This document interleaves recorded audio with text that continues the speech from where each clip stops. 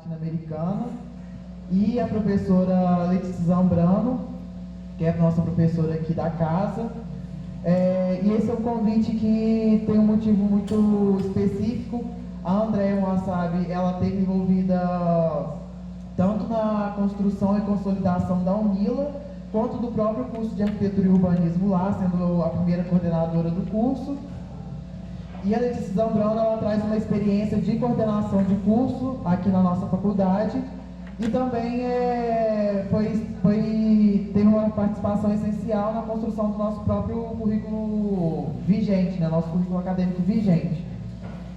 Falando um pouco mais sobre as professoras, vou ler brevemente aqui sobre a formação delas, as suas atuações, né? A Andréia Moassab, ela é arquiteta e urbanista, mestre e doutora pelo programa de pós-graduação em Comunicação e Semiótica da PUC-SP, autora do livro Brasil e Periferia, a comunicação insurgente do hip hop, e finalista do Prêmio Jabuti em 2013 na categoria Ciências Humanas. Fez estágio, doutoramento no Centro de Estudos Sociais da Universidade de Coimbra, em Portugal. Trabalhou com planejamento urbano e desenvolvimento regional, coordenou projetos em diversas partes do Brasil, como a Amazônia, Semiárido, Vale de São Francisco. Trabalhou com regularização fundiária da Companhia de Desenvolvimento Habitacional e Urbano do Estado de São Paulo. Também trabalhou em Cabo Verde, na África, como consultora do Ministério do Desenvolvimento, Habitação e Ordenamento do Território. E foi coordenadora do Centro de Investigação e Desenvolvimento Local e Ordenamento do Território da Universidade de Cabo Verde e docente do Departamento de Ciência e Tecnologia. Ela integra o Conselho Editorial Científico da Revista Brasileira de Ciências da Comunicação, a Intercom. Em 2016, integrou a equipe de especialistas para os diálogos Harmonia com a Natureza, cujo relatório subsidiou a 71ª Assembleia Geral das Nações Unidas. Atualmente é professora do curso de Arquitetura e Urbanismo e do Programa de Pós-Graduação em Políticas Públicas e Desenvolvimento da Universidade Federal da Integração Latino-Americana. Desde 2012 tem participado ativamente da consolidação da UNILA, tendo atuado como suplente do Conselho Universitário e da Comissão Superior de Extensão, e foi também coordenadora do curso de Arquitetura e Urbanismo de 2013 e 2015, responsável pela elaboração do seu primeiro projeto pedagógico. Já a professora Letícia Zambrano é arquiteta, graduada pela Faculdade de Arquitetura e Urbanismo da Universidade Federal do Rio de Janeiro, mestre em Arquitetura e Urbanismo pela Universidade Federal do Rio de Janeiro, e com a dissertação Qualidade Ambiental da Edificação. É doutora em Arquitetura pela Universidade Federal do Rio de Janeiro, com estágio doutoral de 11 meses na École de Arquitecture, em Toulouse, na França, com a tese Integração dos Princípios de Sustentabilidade ao Projeto de Arquitetura, e pós-doutorado na mesma universidade com a pesquisa Análise Multicritérios Qualitativo e Quantitativo da Sustentabilidade da Habitação Social, estudo metodológico com vistas às aplicações em casos brasileiros. Especialista em Análise e Avaliação Ambiental pela PUC-Rio, com a monografia de Desenvolvimento Sustentável na Indústria da Construção, a reciclagem inserida no processo produtivo de materiais. É professora da Universidade Federal de Juiz de Fora desde 2007, lecionando disciplinas de conforto ambiental, projeto de habitação de interesse social.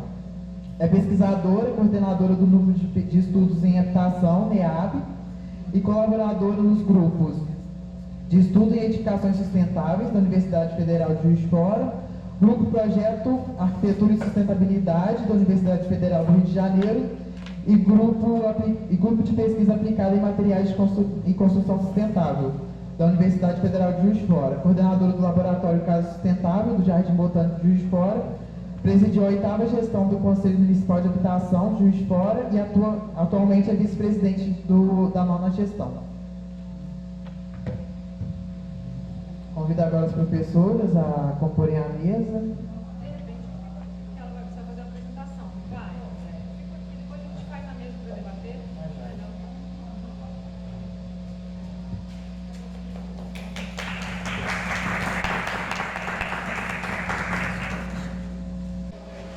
Bom, boa noite a todas e todos. Eu queria agradecer muito o convite de vocês também parabenizar pela organização do evento. Achei que vocês são doidos de fazerem atividade manhã, tarde e noite, né? Uma programação intensa. E vocês estão de parabéns por essa organização. Em especial, queria agradecer ao Augusto, né? Que acho que se dedicou muito para a minha vinda, né? Para me trazer até aqui, deu tudo certo. Obrigada, Augusto, e toda a equipe organizadora. Enfim, eu vou contar um pouquinho aqui da minha experiência com a UNILA. Nem todo mundo conhece a UNILA, e ela é uma universidade federal que foi criada em 2010, junto com a Unilab, no Ceará, né? Elas são contemporâneas e são projetos irmãos, sendo que a Unilab ela é a Universidade da Integração Luso-Afro-Brasileira, no Ceará e na Bahia, né? Dedicada a receber os alunos provenientes dos países de língua portuguesa na África. E a UNILA, ela é voltada para a integração latino-americana, né? Então, são dois projetos muito desafiadores, com uma proposta... Com uma proposta bastante inovadora. No caso da UNILA, né, especificamente, ela nasce a partir de uma virada de pensar a América Latina a partir da América Latina. Então, o que significa isso, não só em termos de UNILA, enquanto a instituição, mas o que significa isso em termos de um curso de arquitetura, né? Como fazer um curso de arquitetura para uma instituição tão singular como essa. E eu chego na UNILA, fui a primeira professora do curso, né, vinda de Cabo Verde. Eu morava e trabalhava em Cabo Verde na época, e já fazendo um debate muito importante, mesmo em Cabo Verde, de olhar para o mundo, né, olhar também para a África a partir da África. Então já era um exercício, né, que a gente vinha fazendo já desde os anos anteriores, né? E eu vou para a UNILA por motivos pessoais. Nasceu a minha filha, fiquei com vontade de voltar para o Brasil. Então a gente veio para o Brasil, eu, a minha filha e o meu companheiro cabo-verdiano. E na verdade, quando eu me deparei com o projeto da UNILA, né, é que eu percebi, não, se existe um lugar para eu voltar para o Brasil, é para essa universidade com esse projeto. Né, vocês depois veem, né, visite o site da UNILA, vejam como é a proposta. Ela é uma proposta muito linda, muito apaixonante. Eu espero passar um pouquinho dessa paixão para vocês hoje. É claro que não tudo são flores, né? É preciso muita luta todo dia para implantar um projeto tão bonito, mas o bom de ter um projeto dessa natureza é que a gente encontra colegas incríveis que estão ali também apaixonados por essa construção de universidade, né? Então é isso que nos alimenta todos os dias. Mas montar um curso de arquitetura e ser a primeira professora, quando os alunos eu chego em maio, os alunos já tinham começado as aulas, né? Então não foi fácil, trocar o pneu com o carro andando, né? Então foram muitos desafios. Eu não vou contar todas as peripécias para vocês, e eu vou focar muito mais nos processos de escolhas, né? O que motivou a que a gente tivesse determinadas escolhas, né? Acho que a primeira pergunta que eu me fiz o que significa, então, um curso de arquitetura e urbanismo voltado para a integração dos povos, né? E aí, a partir daí, a gente conclui, né, que são dois principais eixos estruturantes que nos unem enquanto América Latina, que é melhorar a qualidade de vida dos povos, né, sobretudo a partir da habitação. O grande contingente habitacional na América Latina mora mal.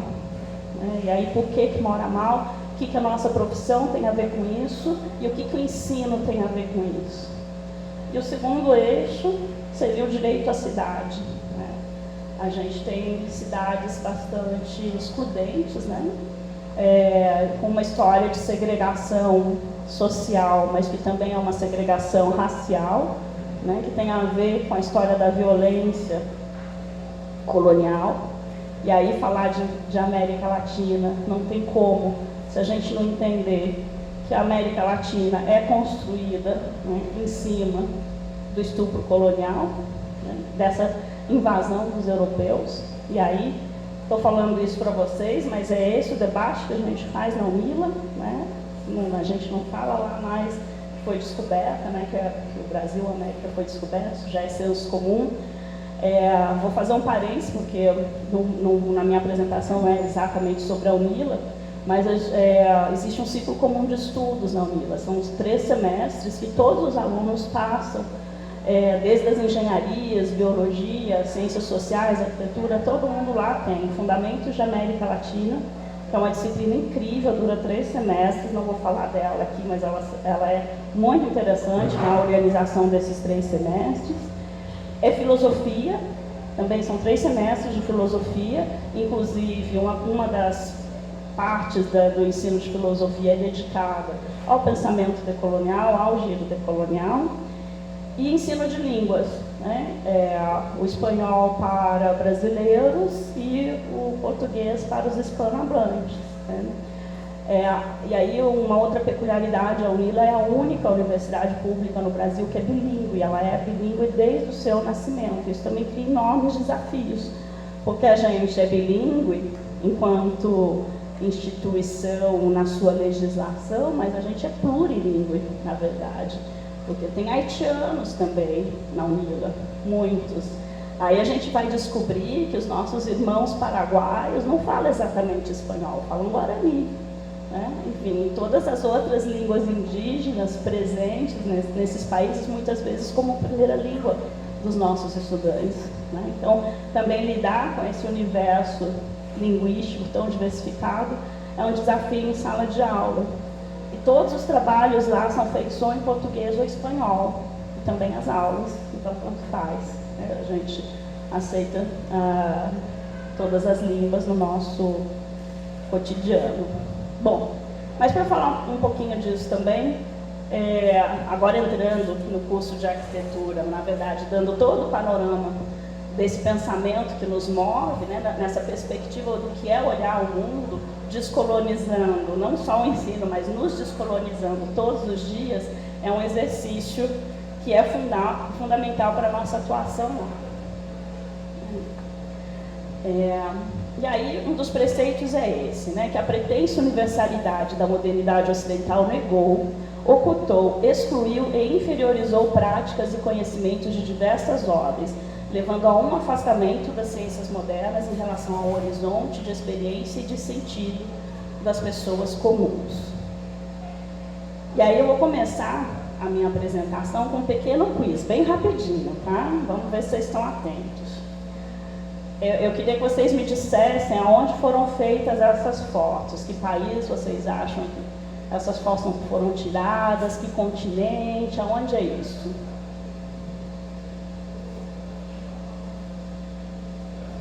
Vamos começar pela 1, a número 1, vocês acham que é de onde?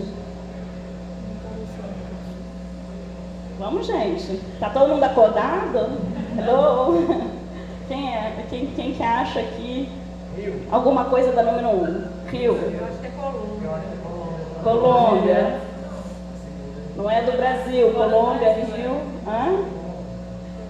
Colômbia. Ok, acho que Colômbia foi a mais votada. E a 2?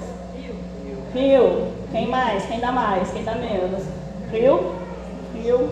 Ok, vamos descobrir de onde que elas são.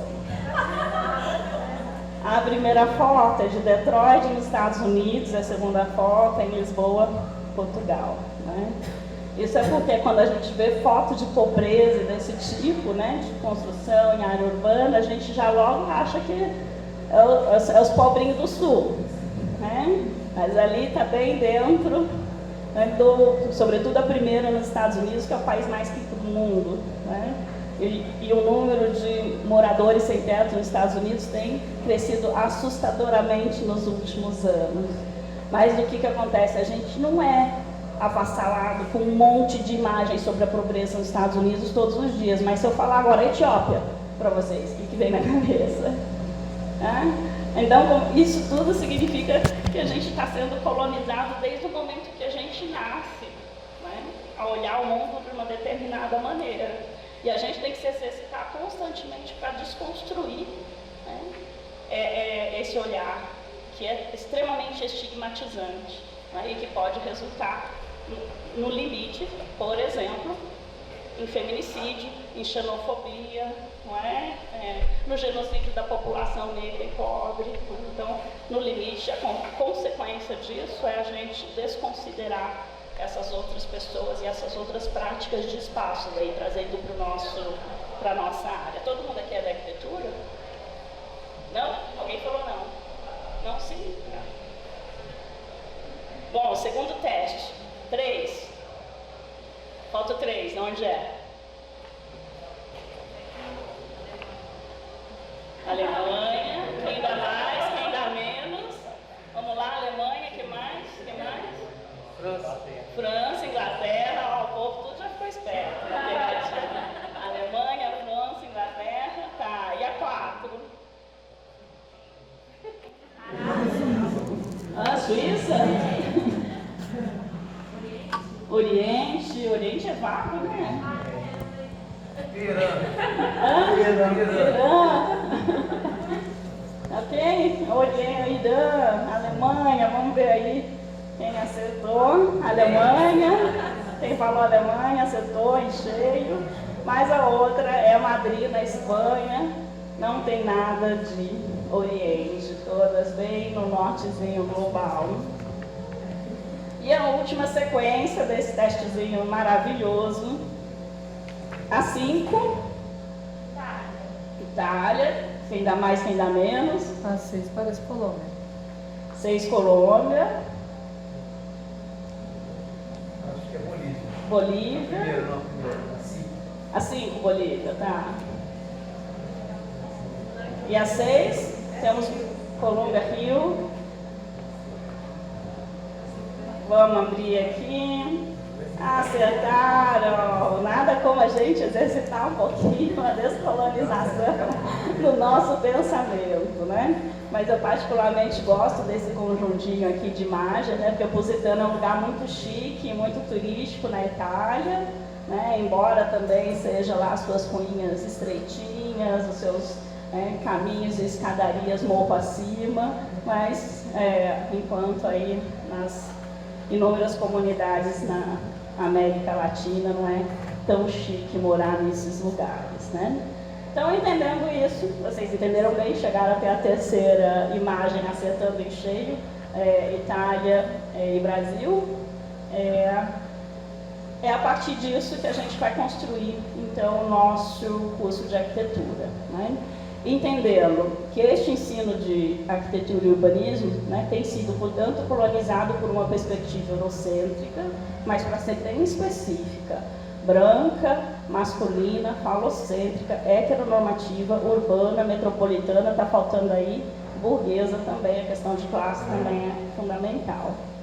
E ainda, eu vou dizer, e na verdade esse segundo parágrafo eu estou adicionando recentemente, eu estou terminando de escrever um artigo sobre a relação entre tecnologia e racismo no Brasil, né?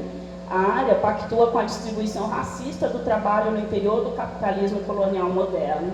Afinal, quem carrega o saco de cimento é o trabalhador negro. Então, como é que a gente nunca parou para pensar obviedades como essas, né?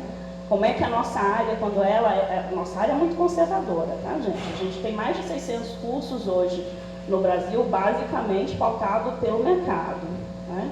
E, ao meu ver, o ensino superior, especialmente o ensino superior público, ele tem que ser pautado por uma perspectiva crítica e não pelo mercado. A gente vai mudar o mercado, inclusive, né? Ou criar outros mercados, ou ressignificar lógicas produtivas. Essa é a função do ensino superior, a meu ver, né? E como é que a gente não colheu isso?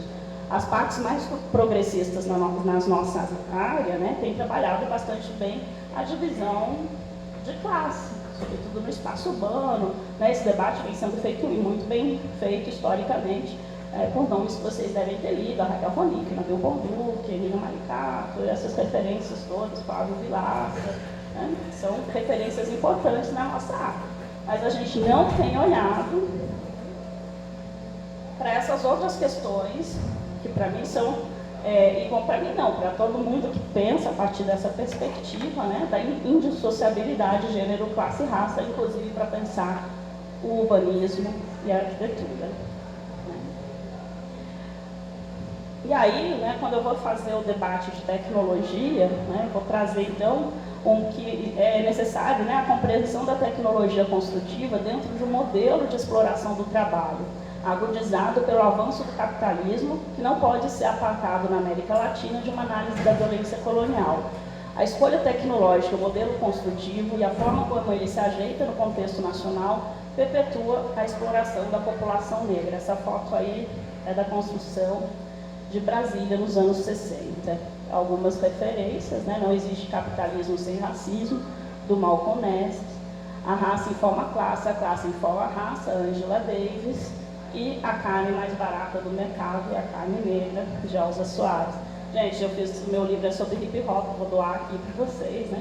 Para mim, né, o que a gente lê nos grandes teóricos e o que a gente escuta é tudo referência bibliográfica, tá? Eu venho aí trabalhando com essas vozes equitativamente, tá? Elza Soares, maravilhosa, vem nos ensinando muito também sobre o racismo e a exploração de classe, e essa frase, uma das músicas dela, sintetiza isso maravilhosamente bem.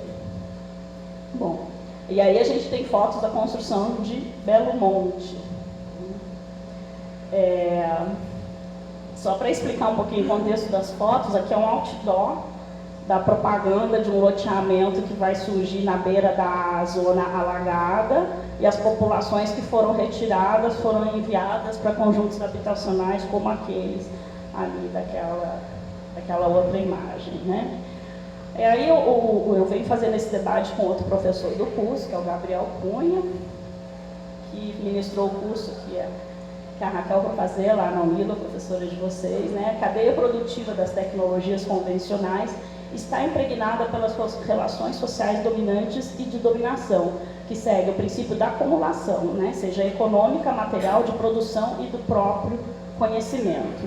E uma estratégia fundamental de questionar o saber científico eurocentrado no subcontinente é reconhecer as práticas construtivas próprias dos povos originários, ignoradas pela modernidade ocidental a despeito da sua complexidade e imponência, desde os sistemas antissísmicos dos povos andinos às construções em madeira dos povos das florestas.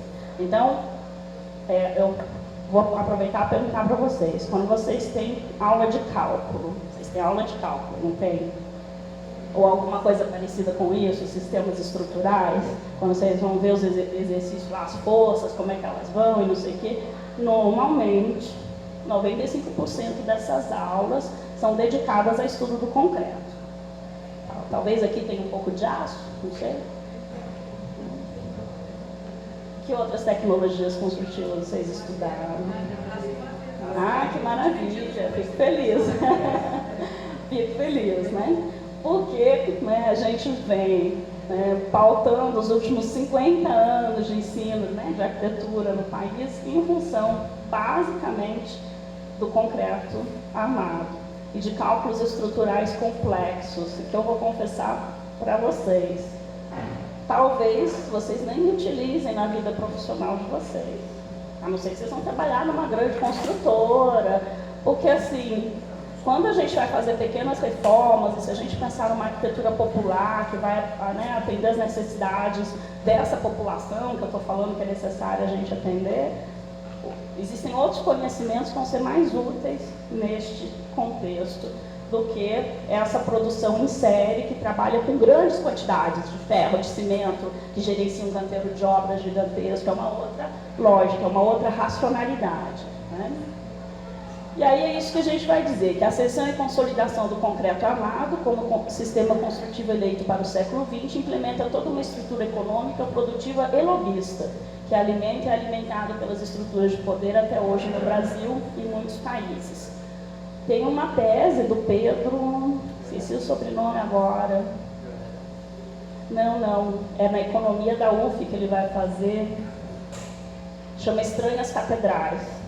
É muito bacana, ele vai fazer a relação da implantação das empreiteiras no Brasil e do concreto armado, sobretudo a partir da construção de Brasília, mas depois como isso foi agudizado com a ditadura militar e todo o sistema de corrupção inerente a isso. Enfim, tese importante, uma referência bacana, depois se precisar, vocês me peçam o nome dele, Pedro, qualquer coisa que agora eu me esqueci, né? Arquiteto, ele é da economia. E aí, essa outra frase que tem aqui é extraída de um documentário muito lindo que chama O Jabuti e a Anta, da Elisa Capaio. A Elisa Capaio está ficando muito famosa, ela fez um filme agora que chama Espero Sua Revolta, sobre a ocupação das escolas, ganhou um monte de prêmio. Esse filme, O Jabuti e a Anta, é sobre a construção de Belo Monte, né? Vale a pena ler. Fica a dica aqui para vocês da organização estudantil, que eu estava Taturana, já ouviu falar do Taturana? Que é uma plataforma de cinema que libera para visualizações de filmes para comunidades, é gratuito, aí você vai lá, se cadastra e o Jabuti e a Anta está nessa plataforma. E aí tem lá essa fala, né, de uma senhora que ela vai falar: há uma clareza que a água vai passar aqui. A gente sabe que aqui vai ser um lugar nobre. E ela está falando isso no quintal da casa dela, cheio de mangueira, um monte de árvore, ela está sendo expulsa daquele lugar. Isso dói na gente pra caramba. Puxa, você não é nada a ponto de você sair do que é seu para dar lugar para uma outra pessoa que é muito mais importante do que você, e você achando que você é importante no que é seu.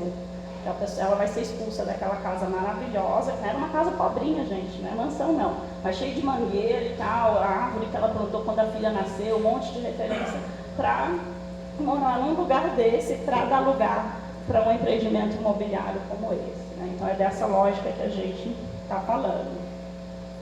E aí vou falar de alguns axiomas, né, alguns princípios disso que a gente está falando. Que as tecnologias não são neutras, né? Aqui é um grande conjunto habitacional dos anos 70 em Fortaleza, a construção de Brasília, que já falei um pouquinho, e como o ensino de estruturas tem sido exclusivamente pautado por cálculos matemáticos com o objetivo de alimentar essa indústria da construção civil, do concreto, das empreiteiras e as grandes obras. Ela tem muito pouco a ver em preparar o alunado para questões estruturais populares. Outros axiomas. A paisagem, como a concebemos hoje, é uma invenção da modernidade ocidental.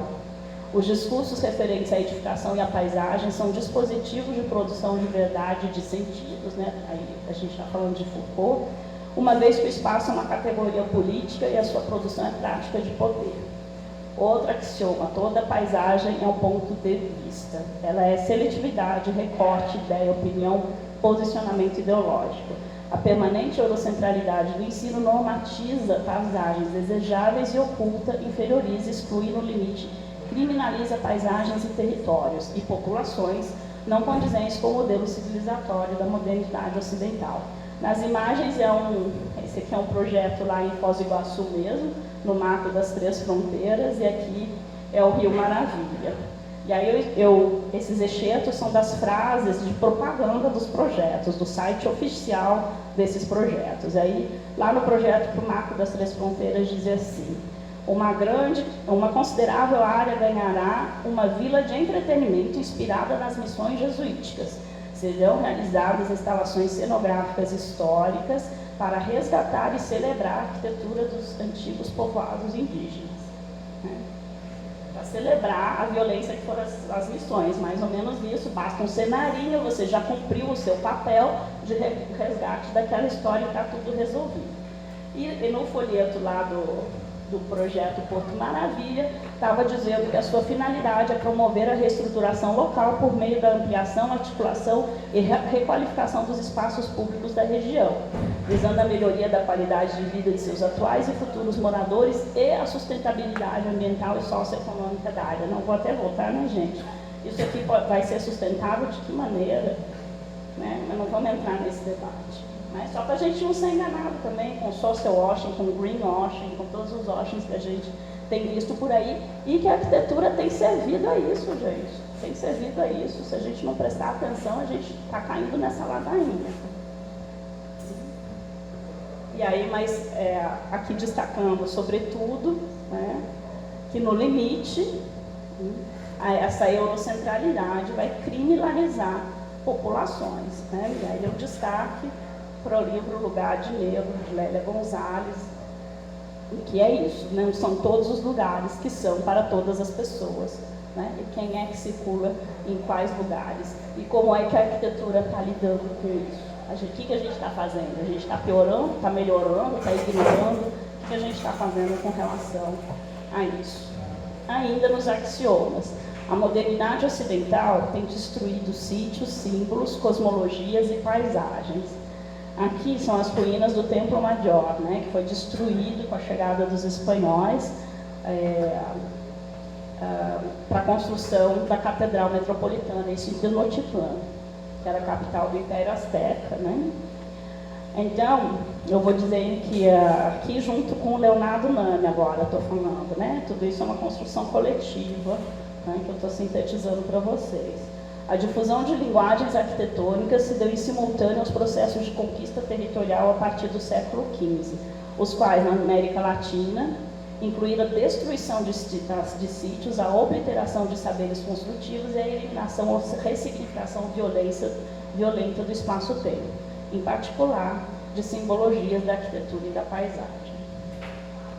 E a gente tem, portanto, um grande epistemicídio, não é? É um assassinato de conhecimento, de qual conhecimento, dos povos originários, né? E aí o que chega hoje? Chega essa desqualificação, né, de tudo que vem dessas populações que não são brancas, masculinas, heterossexuais, metropolitanas, burguesas, são desconsiderados ou são qualificados negativamente, né, como primitivo, inferior, atrasado, ignorante, e aí uma construção interessantíssima de uma habitação xinguana. E aí o que a gente faz diante disso? Então, era esse o cenário. Então, como é que eu vou montar um curso de arquitetura sabendo disso, ao mesmo tempo tendo uma diretriz curricular nacional que a gente tem que seguir, né? Então, como é que a gente faz esse samba? E aí a gente vai, então, afirmar que é possível, sim, pensar a arquitetura a partir de outras racionalidades.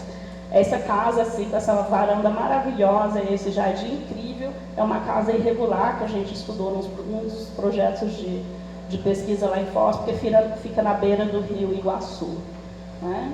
E com relação ao código florestal, o tipo de rio tem que ter mais de 200 metros, né, de moradia da margem do rio. Então essa casa, ela vive permanentemente numa insegurança jurídica, né? Como se ela fosse a responsável pelo desmatamento, enfim, pelo fim da mata ciliar, essa coisa toda. A gente vai justamente defender que o deslocamento geográfico favorece necessariamente um necessário deslocamento epistêmico na produção científica. Eu não sei aqui, vocês talvez estejam muito perto do Rio, muito perto de Belo Horizonte, eu não sei o quanto aqui Juiz de Fora se considera interior ou não, tá? Mas quando a gente vai lá para o oeste do Paraná, que é bem longe da costa, bem longe de uma grande cidade, né? Quando a gente faz essa mudança e a gente está realmente a fim de repensar, esse grande deslocamento geográfico nos facilita muito a perceber que aquilo que eu estou lendo na literatura, que não é feita a partir desse contexto, não encaixa, né? Mesmo o Estatuto da Cidade, não vai entrar nele aqui, né? O Estatuto da Cidade, ele é feito, ele responde a algumas necessidades, mas não responde a outras realidades. Se eu vou falar de América Latina, então, que é uma outra lógica de organização administrativa e de cidades, é mais complicado ainda. Mas isso para dizer que, se por um lado tem gente que acha muito desvantagem sair das grandes cidades e das capitais, e arquiteto é um bicho louco para achar isso, acho que eu tenho aqui o mapa da onde se concentram os arquitetos no Brasil, que o CAL fez esse levantamento, né? Mas se a gente entender que esse deslocamento ele é propulsor de uma grande produção criativa, a gente vai entender que não é para as capitais que a gente tem que ir. A gente tem que ir achar nosso espaço nesses lugares, para além de que eles precisam da gente, mas que eles também podem nos inspirar a uma mudança de perspectiva muito construtiva. E aí, mostrar um pouquinho dessa mudança de perspectiva, já que eu acredito que vocês não têm nenhuma disciplina que trate de América Latina, tem? imaginei que não ia ter. Não fiz nenhum levantamento nas 600 escolas de arquitetura no Brasil, mas do meu trânsito, né, dos congressos, inclusive a BEA, que eu saiba, só a Escola da Cidade, que é uma escola privada em São Paulo, tem alguma coisa de América Latina no currículo. Né?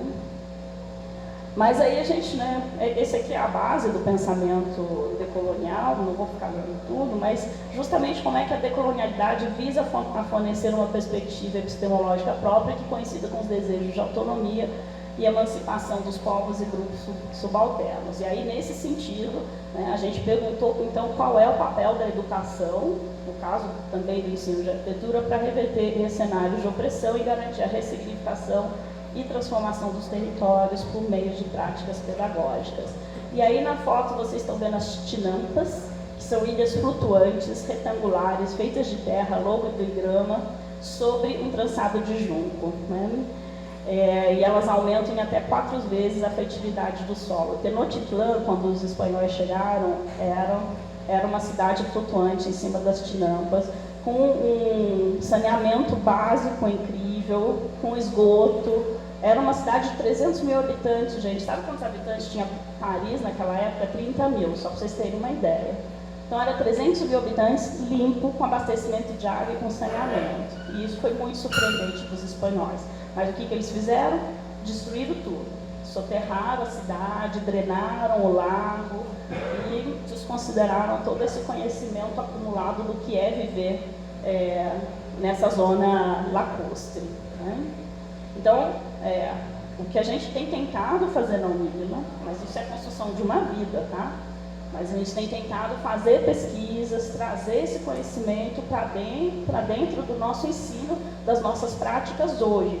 Não fica isso só no ensino de história, de arquitetura, né? Mas como é que é isso no canteiro? Como é que a gente consegue trazer isso para outras áreas do ensino de arquitetura?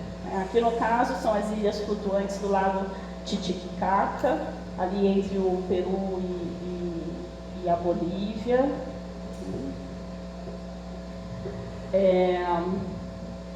E aí, essa parte um pouquinho irônica, mas enfim, a gente usa da ironia, é importante. Algumas dúvidas sinceras. Por que nada aprendemos sobre Tenochtitlan, que é essa capital do Império Azteca, quando os espanhóis chegaram aqui, a cidade flutuante em cima das tinampas? Essas ilustrações são de Diego Rivera, que é importante saber também, que é um grande muralista do movimento muralista mexicano, e o movimento muralista estava vinculado com a Revolução Mexicana, e eles tinham essa missão de fazer toda a iconografia, uma nova iconografia da história do México a partir da contribuição indígena. Né? Isso foi muito importante. Né? Então, todas as áreas têm o que contribuir para essa virada. Porque nada aprendemos sobre Ollantaytambo. Alguém já ouviu falar de Ollantaytambo? Ollantaytambo é uma cidadezinha no Peru, que antes de chegar para Machu Picchu, a gente tem que passar por Ollantaytambo. E ela é uma das poucas cidades que ainda existe, ainda construída, com base no urbanismo inca, né? que é feito com base nas canchas, que são essas menores unidades urbanas, que é composta de um conjunto murado com 4 edificações em torno de um pátio central e que resulta numa cidade também toda ortogonal. Né? Então, a ortogonalidade não veio necessariamente dos europeus. Né? Os incas, por exemplo, tinham isso como padrão da construção das suas cidades. Porque nada aprendemos sobre Chan Chan. Chan Chan é maravilhoso. É a maior cidade de terra que se conhece, né? E que chegou até os dias de hoje. E tudo indica que chegou a acolher 100 mil habitantes e ter mais de 20 quilômetros quadrados. E aí a pergunta, né? Se nem todo mundo mora do mesmo jeito, por que ensinamos, praticamos ou gostamos de fazer apenas, né? Gostamos de apenas um modo de fazer arquitetura? Além de que a gente tem esquecido que a adequação cultural ela é um dos pilares do direito à moradia adequada. Ou seja, se tirar a senhorinha daquele quintal cheio de mangueira e colocar no conjunto habitacional daquele, além de tudo, né, é extremamente violento, é extremamente inadequado se a gente mesmo for pensar a partir dos direitos humanos. E além disso, né, o Brasil é signatário de diversos tratados internacionais. Gente, quando a gente faz PPC, a gente tem que saber essas coisas todas, tem que justificar de onde a gente está tirando. Então, é bacana ter a legislação de onde tirou, né? E nessa legislação, nesses tratados, está escrito lá que a moradia não pode comprometer o orçamento familiar e nem o atendimento de outros direitos humanos, como o direito à habitação, ao lazer, né, e garantidos em muitas comunidades pela sua relação com a natureza e pelo uso do espaço exterior doméstico, né? Então vejam que todas essas moradias têm relação com pomar, horta, pesca, pelo menos uma alimentação de subsistência, né, que não vai ter no conjuntinho habitacional feito novinho, todinho de concreto. Outra pergunta sincera: aonde estão as pequenas e médias cidades no ensino e produção científica na área? Né? Bom, cara, não estou inventando esses dados, do último censo do IBGE, qualquer um pode contar, essa contagem é minha, mas usando a categoria pequenas cidades, menos de 100 mil habitantes, médios de 100 a 500 mil e grandes, mais de 500 mil, a gente tem que 70% da população brasileira, gente, 70%, mora em cidade pequena ou média. Vai ver quantos livros tem produzidos sobre esta cidade. Né? A gente fica usando os livros, tudo produzido no Rio São Paulo, para entender muitas lógicas urbanas que estão muito fora desta lógica das grandes cidades. Aí você fala, não, mas é que nas grandes cidades mora muita gente. Não, outra mentira. Né? Na verdade, eu inverti. 95% em número de cidades é pequena e média e 70% da população do país mora em cidades com menos de 500 mil habitantes. E olha só, que número bonito. 5.272 cidades no Brasil são pequenas, ou seja, são menos de 100 mil habitantes, né, que tem uma relação com o espaço rural completamente diferente de uma cidade como São Paulo. Como é que você vai fazer um plano diretor dessa cidade, desconsiderando esse ambiente rural, que muitas vezes fica até difícil da gente conseguir entender a relação entre esses espaços, né? Enfim, muitas coisas para a gente pensar a partir das nossas práticas, que a gente vai se habituando a tê-las, sem ressignificá-las. E pior do que isso, 16% dos brasileiros vivem em cidades com menos de 5 mil habitantes. Gente, vocês sabem o que é uma cidade com 5 mil habitantes? É o espaço rural com algumas pessoas. E o que a gente tem aprendido a fazer enquanto arquiteto para estas cidades rurais com algumas pessoas? Né? Ou como é que a gente está fazendo esse debate? 33 milhões de pessoas, são, sei lá, os 6 Uruguais. Se a gente acha que não é pouca gente, não. Outras 3.850 cidades têm menos de 20 mil habitantes. E metade da América Latina vive em cidades pequenas. São 285 milhões de pessoas. Né?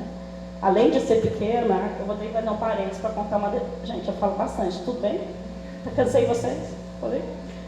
Vou contar uma anedota, né, com uma outra professora lá do curso de arquitetura, que dá as disciplinas, né, de urbanismo. Ela disse que ela estava numa aula muito básica, iniciante, para os alunos que ingressam, tentando explicar o que é densidade urbana.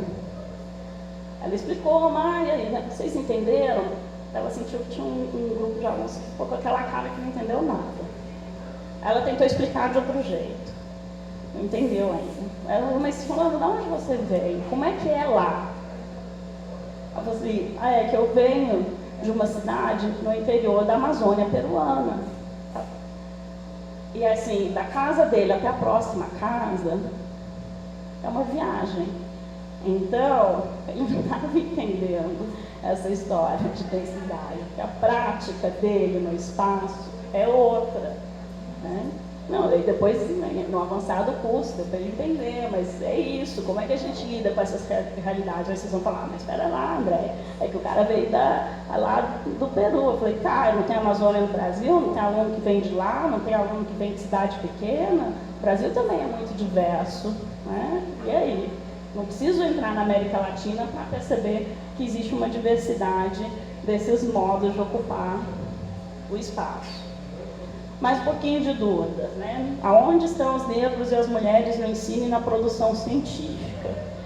Bom, gente, nós não estamos no sistema de valoração da área, que não tem pesquisa e publicação sobre arquitetura afro-brasileira, arquitetos negros ou africanos, arquitetura em cidades africanas, arquitetura e racismo, arquitetas mulheres, arquitetura e gênero, arquitetura e feminismo.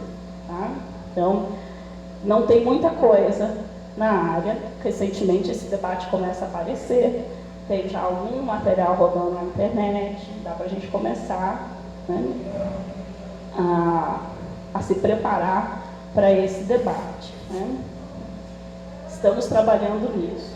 Mas por que não tem? É porque as mulheres são tudo incompetentes? Não tem mulher arquiteta boa que merecia livros sobre a sua obra? Não tem a Niemeyer feminina? Né? Porque você pode pensar, mas não tem, porque as mulheres não são boas o suficientes. Por isso que só tem 2 mulheres que ganharam até hoje o prêmio Pritzker. É por isso? Não é por isso, né, gente? Algum arquiteto negro ganhou o prêmio Pritzker? E aí, não tem arquiteto negro? Bom? Gente, é um continente negro inteirinho. Tem arquiteto bom na África, não? O que eles estão fazendo lá? A gente não sabe. Isso, da gente não saber, né, o Boaventura vai chamar de desperdício de experiência, porque a gente sempre olha para o mesmo tipo de prática de experiência.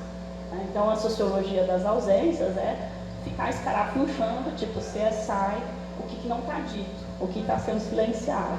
E não é fácil fazer isso. Uma vez, numa das minhas disciplinas, né, de teoria e história da arquitetura, sobre modernismo, tipo a primeira parte do modernismo, o trabalho final da disciplina, porque eu vou aumentando a gradação de dificuldade com o passar dos anos, mas era só sobre arquitetas, mulheres, latino-americanas, pioneiras no modernismo em seus países, ou seja, que produziram antes de 1950. E é legal lá no Lila porque os alunos super topam essas coisas, né? Então a gente trabalhou com meia dúzia de arquitetas, e aí uma delas, que era Maria Luisa de Reza, uma mexicana, os alunos vieram num dos atendimentos e falaram assim, mas a gente está procurando informação sobre ela, mas a gente não está achando, é sempre 2 parágrafos e repete em todos os lugares a mesma informação. E ela é a primeira arquiteta mexicana. Aí eu falei, não tem problema, vamos fazer um trabalho sobre o que é o não achar informação. Quantos sites vocês pesquisaram, que palavras-chave vocês usaram? Vamos transformar a dificuldade de achar informação na informação, porque ela já revela algumas coisas sobre isso, como que a primeira mulher mexicana, ela dá nome a um prêmio. Existe um prêmio atualmente no México que chama Maria Luisa de Reza, mas não tem quase nada sobre ela, né? Então isso é muito significativo, né? Aqui tem as 2 páginas que eu coordeno a partir de projetos lá da UNILA, que é um sobre as mulheres na arquitetura e outro sobre a arquitetura africana. Bom, os bens arquitetônicos tombados pelo IFAM. Nós também não estamos lá, né? Essa vantagenzinha fui eu que fiz, para quando eu fiz a minha prova, inclusive, para ingresso na UNILA, para o meu concurso como efetivo. Eu chego como visitante, depois me torno efetiva. Eu contei os bens arquitetônicos tombados pelo IFAM, mais ou menos 1000, né? Dessa categoria bens construídos, né? E aí dá isso daí. Essa contagem eu fiz em 2013, deve ter mudado alguma coisa, mas em termos percentuais, pouca coisa. Né? Então o que a gente tem é um cenário muito desolador, que a gente está habituado a entender como uma arquitetura meritória para passar para as próximas gerações como uma arquitetura de qualidade, é basicamente a arquitetura feita pelos portugueses. Mas também não é qualquer português, né? É arquitetura vinculada às estruturas de poder. E aí o resto fica de fora. E mal ou bem isso nos ensina que então o resto não tem valor arquitetônico, não tem valor para tombamento, para a gente, né, salvaguardar para as próximas gerações. É importante a gente reparar que essa arquitetura afrodescendente, todos foram tombados depois da Constituição. Por que é importante? Porque teve uma mudança na Constituição. A Constituição melhorou o espectro do que é considerado, né, bens a serem tombados. Mas é muito lento a mudança. A gente teve 70, sei lá, 50, 60 anos de FAM antes, com uma prática, né, e essas mudanças elas são lentas, mas elas precisam ser feitas. Né? E aí, esse papel, então, da educação, compreendendo a universidade como um espaço de luta, de resistência e disputa. Também a gente entende na UNILA que é necessário valorizar o setor público e comunitário como um importante campo de trabalho profissional, né? Em todas as áreas, mas especificamente em arquitetura e urbanismo. Não é só o escritório privado de arquitetura o nosso único destino. Tá? A inserção de especificidades do setor público, das políticas públicas, dos direitos humanos, né, também como fundamental no ensino de futuros profissionais. Aqui é um pouco do nosso arcabouço teórico, né, e finalmente, com tudo isso, quem somos? Né? Essa é a primeira turma da UNILA, já formada. E atualmente a gente tem alunos de 15 países, né? Com algumas oscilações dos percentuais de brasileiros e estrangeiros, a gente mantém aí o que é previsto na lei da UNILA de 50% de alunos brasileiros e 50% de alunos estrangeiros. Né? E aí entendendo um pouco, né, dessas populações que precisam do nosso trabalho como profissional, a distribuição geográfica dos arquitetos no Brasil, né? Só 33% dos municípios têm arquitetos, né? E eu estou dizendo que não é arquiteto na prefeitura, não, gente. É arquiteto morando na cidade, tá? Isso é muito grave, né? No caso do Paraná, onde a gente está, metade das prefeituras não tem arquiteto, então também uma desvalorização da própria administração pública, porque, veja, dificilmente a gente imagina um município num país que não tem um médico, né? Não pode ficar sem arquiteto? Dizem que pode, mas o resultado também a gente está vendo aí que não é dos melhores, porque arquiteto é Deus, vai lá salvar todo mundo? Não. Mas o arquiteto, estando lá, vai ajudar a prefeitura numa série de coisas, inclusive de fazer o uso de verbas públicas que não são utilizadas. Né? Desde que tem a lei da assessoria técnica, muitas poucas prefeituras têm conseguido acionar, né, aquela verba para atendimento das suas necessidades, em parte porque não tem um profissional ali habilitado para entender o que precisa para fazer isso. Né?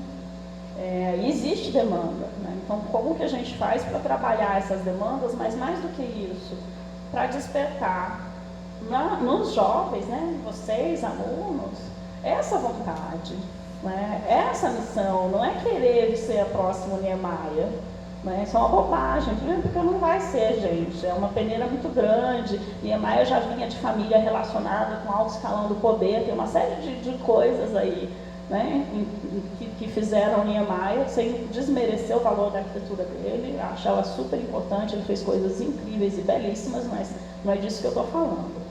Mas a gente pode ser feliz e ter uma prática profissional muito forte, muito significativa para esses lugares, né, sem entender como a nossa carreira única no escritório privado. E eu também não quero dizer que a gente abandona isso, tá? A gente adiciona, né? Então continua lá o perfil vocacionado, usual, mas a gente vai adicionando outras vontades, né, e outras sementinhas lá nos nossos estudantes. Tem egresso nosso da UNILA, né, tem um aluno paraguaio que está no interior do Paraguai, numa região que chama Charco. Ele é o único arquiteto no raio de 400 quilômetros. Está trabalhando pra caramba. A gente tem aluno que já está Gente, eu estou falando de egresso que tem 2 anos de formado, que já está precisando de estagiário, né? Porque esses lugares têm demanda, né?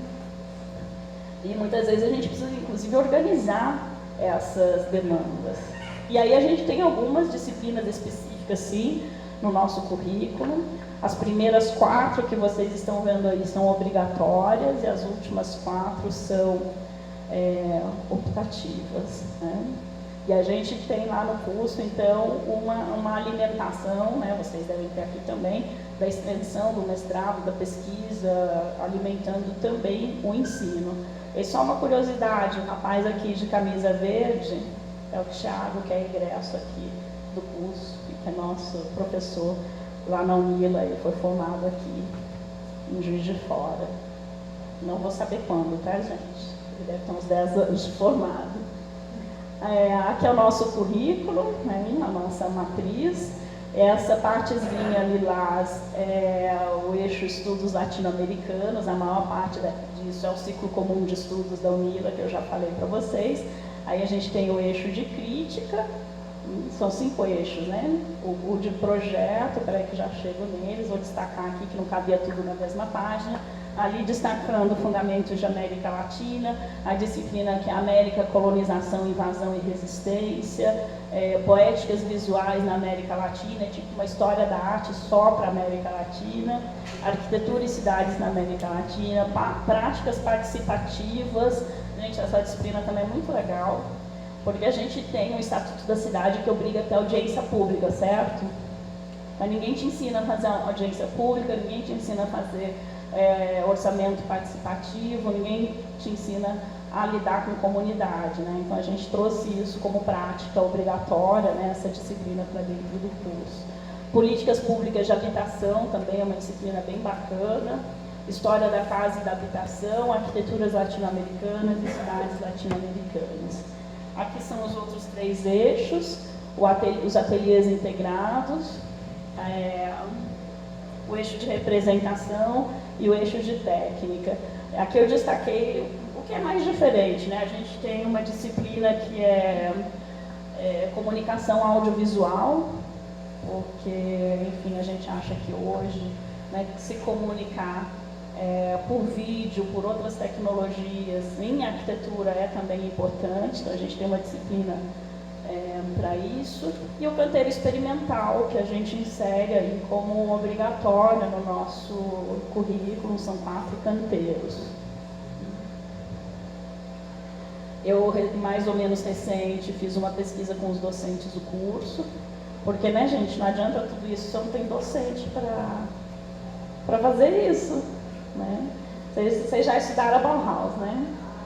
O Gropius tinha um problema muito paradigmático quando ele abriu a Bauhaus, porque ele precisava de um professor que não existia. Por isso, no começo da Bauhaus, você tinha lá o artesão e tinha lá o outro cara, né, da tecnologia, e a ideia do Gropius os egressos daqui é que vão virar o professor que eu preciso hoje, né? Era a ideia dele. Um pouco a gente rouba um pouco essa ideia, mas a gente precisa do professor hoje, que o curso está lá. Então, a gente faz um processo seletivo, né, o concurso nosso do curso de arquitetura, eles, mal ou bem, metade dos pontos de prova dizem respeito à América Latina. E por que isso? Porque, no mínimo, a pessoa ia ter que estudar para fazer a prova. Então, a gente já via se ela tinha vontade ou não de fazer esse estudo, apesar da gente, né, não ter uma formação específica nisso, você estuda, vai lá e faz a prova. A maior parte das mais diversas áreas também tinha como ponto de prova questões como habitação social na América Latina, né, também para ver a pessoa interessada em resolver problemas da habitação. Então foi uma maneira, né, que a gente encontrou de ou filtrar ou ver a pessoa que está com vontade de aprender o novo. Né, e acho que a gente foi muito feliz. Né, não é um corpo docente homogêneo, tem briga também, como tem em todo lugar. Né? Mas tem disputas dentro do mesmo campo, né? Dentro dessa mesma perspectiva mais ampla. Claro que se a gente aproxima, cada um tem uma maneira diferente de lidar com esses temas, mas acho que foi muito é importante o processo seletivo, porque acho que a gente foi muito feliz nesse corpo docente, né? E aí eu fiz uma pesquisa com os docentes, né, do impacto da vinda para a UNILA na trajetória acadêmica deles, né? Eu fiz uma entrevista com esses docentes. Aí é isso, né? 92% impactando, né, dizendo que foi extremamente impactante, né, que foi um impacto positivo, né, embora a adaptação seja bastante custosa, porque a gente não é só se adaptar a Foz do Iguaçu, uma nova vinda, não sei o quê. O cara entra em sala de aula e tem que saber de América Latina, então a gente tem que estudar muito antes de entrar em sala de aula, porque a gente não tem essa formação, né? Claro que a gente também se dá a liberdade de aprender com os alunos deles, que também vão nos contar ao longo das disciplinas, né, as suas histórias e puxar as coisas dos seus países, mas isso tudo é muito positivo. E aí, olha, 92%, né, julga que uma das maiores diferenças foi voltar seus interesses para a América Latina, né, o que exige um esforço constante de entendimento crítico, político e comparativo. Porque também tem isso, né? Se você pegar o pessoal, né, que vem da Argentina, os professores argentinos vão conhecer a Argentina, o professor do Uruguai vai conhecer o Uruguai, o Colômbia vai conhecer a Colômbia. O nosso esforço é tentar fazer também um conhecimento conjunto de América Latina, né? Então a gente está lá se esforçando para construir isso. Está nada pronto, viu, gente? Estamos lá construindo tudo. Ainda, né, quase a metade acredita que mudar o foco das grandes cidades e metrópoles para o interior não é apenas relevante, mas como faz emergir uma grande lacuna de reflexão na área. E ainda a fronteira aparece como uma questão muito importante, já que a gente está ali na fronteira trinacional. Isso também passa a ser um tema importante de reflexão dos nossos docentes. Com relação ao pensamento decolonial, 86% já conhecia. Destes, 3 docentes disseram conhecer superficialmente, encontraram na UNILA uma oportunidade para conhecer melhor. Outros 4 já trabalhavam dentro desse marco teórico e apenas um nunca tinha ouvido falar do pensamento decolonial, né? E aí eu vou passar rapidinho, são alguns dos nossos trabalhos, né? Aí o resultado disso a gente vê nos projetos de ensino, pesquisa e extensão, né? Os temas que a gente tem trabalhado, né, são bastante, digamos, inusuais, em sua maior parte. Aqui, por exemplo, esse projeto é coordenado pela professora Cecília Angelelli. Ela não se reconhece como do pensamento decolonial, mas ela faz um trabalho significativo que a gente coloca também aqui para falar.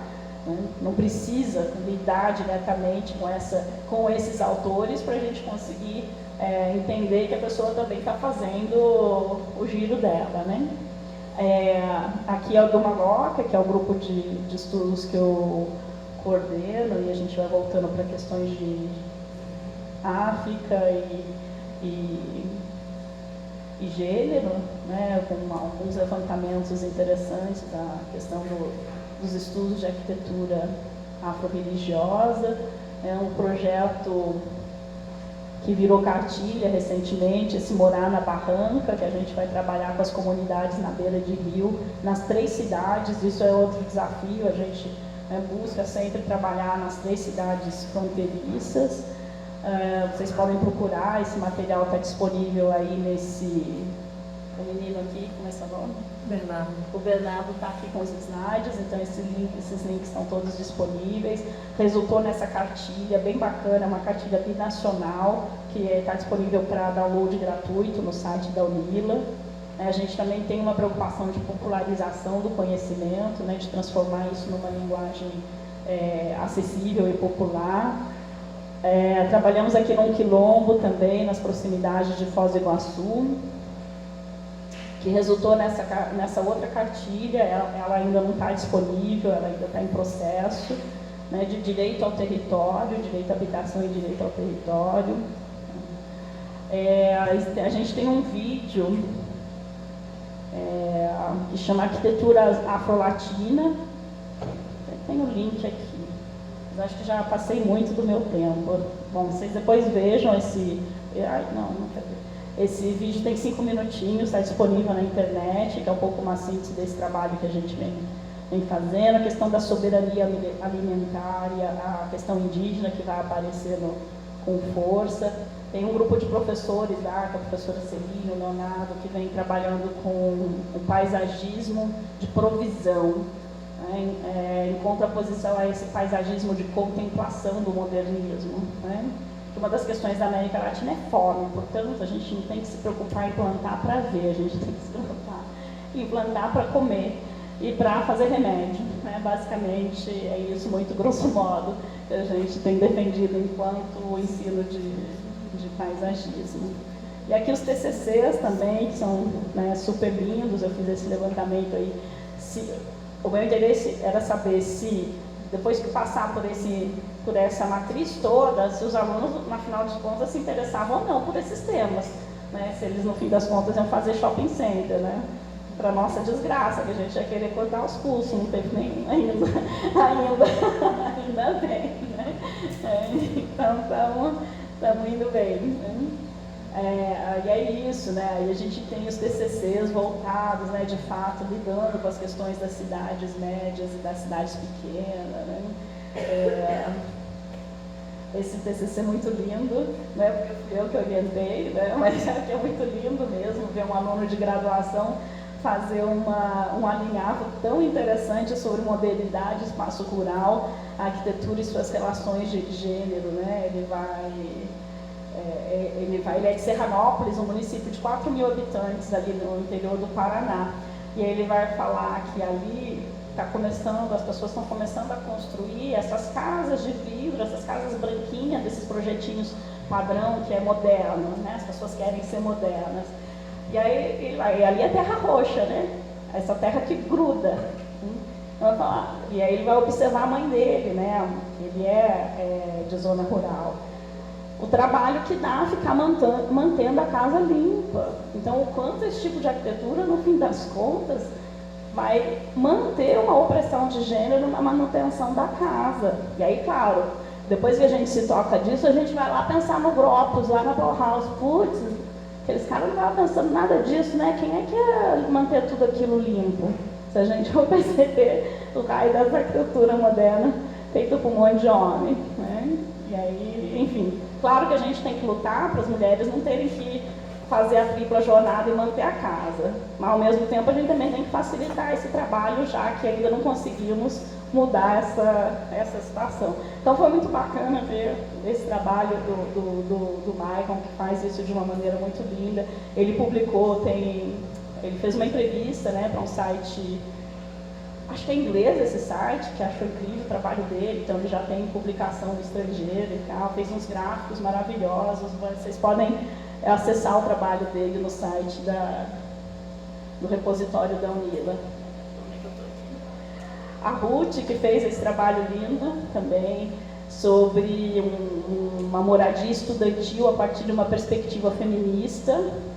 Não vou falar muita coisa, mas enfim, é que a maternidade é um dos maiores motivos de evasão escolar, né? Mas ela vai levantar como que as moradias estudantis não estão preparadas para acolher as mulheres com os seus filhos. Né? Num primeiro momento a gente pensou, vamos fazer uma moradia para mulheres, mas aí depois, opa, estamos aqui separando de novo as mulheres da sociedade. Não, né? Se a gente inclui mulher e criança, a gente não está excluindo adulto e homem. Né? Então foi toda... porque isso quer dizer, tudo bem, mas isso é muito teórico, quero ver fazer projeto. Tá bom, estamos lá fazendo projeto. Né? Como é que a gente leva o debate feminista para dentro do projeto de arquitetura, a altura das janelas, tem um monte de coisa bacana também está lá disponível para vocês verem. Esse aqui é do Sérgio, um trabalho muito bacana sobre o planejamento comunitário na Venezuela, né? Aqui a gente tem Estatuto da Cidade, né? Mas lá eles têm um estado comunal e é feito a partir das comunas, então super bacana, entender uma outra lógica, digamos, popular e participativa de planejamento do território, diferente, né? Talvez mais eficaz, não é que não tenha problemas, mas mais eficaz que o Estatuto da Cidade, por conta, enfim, de várias questões. Então, a gente refletindo junto com os alunos, também é muito interessante, um aluno que justamente fez um TCC sobre ensino. A construção do nosso TCC teve a participação estudantil. Então, na equipe que fez o TCC, que éramos eu e uma outra professora e mais 4 estudantes. Então, a gente fez junto E esse um dos alunos, no fim das contas, fez o TCC dele, analisando 4 cursos de arquitetura a partir da perspectiva estudantil. Também foi bem bacana. A Mercedes, que vai fazer a questão do Sumac Calçai, que é uma das teorias andinas, né? A Mercedes é peruana, e ela vai falar sobre assessoria técnica para uma cidadezinha pequena, de onde ela vem, lá no Peru, também um trabalho muito bacana. A mídia, que é o trabalho que vem a seguir, fez um trabalho incrível, né, para moradia paraguaia a partir da perspectiva do Yandereco, a perspectiva guarani, e aí vai estudar os hábitos de morar indígena e vai fazer um conjunto habitacional, mas respeitando as questões indígenas. E às vezes coisas que a gente nem lembra, né? A rede é indígena. Cadê as redes nos livros de arquitetura? Como é que o pessoal gosta de usar o Neufer, né? Cadê a rede no Neufer? A gente tem uma professora parceira nossa também, que é a Karine, que é a professora de ergonomia que faz esses estudos, e que ela, assim, o sonho dela, e tem trabalhado para isso, é fazer um outro Neufer, né, com base a esse corpo latino-americano, essas outras medidas. Ela trabalhou na Amazônia antes de ir para a UNILA, e ela fez um projeto, ajudou, né, ela não é arquiteta, mas fez a parte de mobiliário de uma escola indígena. E aí ela estava falando, sabe essa cadeira, essa aqui que a gente está sentada, essa posição de sentar 90 graus? Isso é super eurocêntrico, o indígena não senta assim. E aí como é que é o mobiliário para o corpo indígena, para este outro estar no mundo indígena que não é esse? E quem diz que criança indígena consegue sentar desse jeito para assistir uma aula? Então como é que você refaz? Repensa tudo. Se você considerar, se você olhar para o outro, né? O exercício parece simples, mas é esse exercício de olhar para o outro. Então a gente está aí nesse desafio que teve um monte de percalços, mas aí eu tive que passar uma semana aqui falando todas as nossas lamúrias também, mas era só para dar um gostinho e para mostrar que a gente acredita que é possível sim fazer diferente.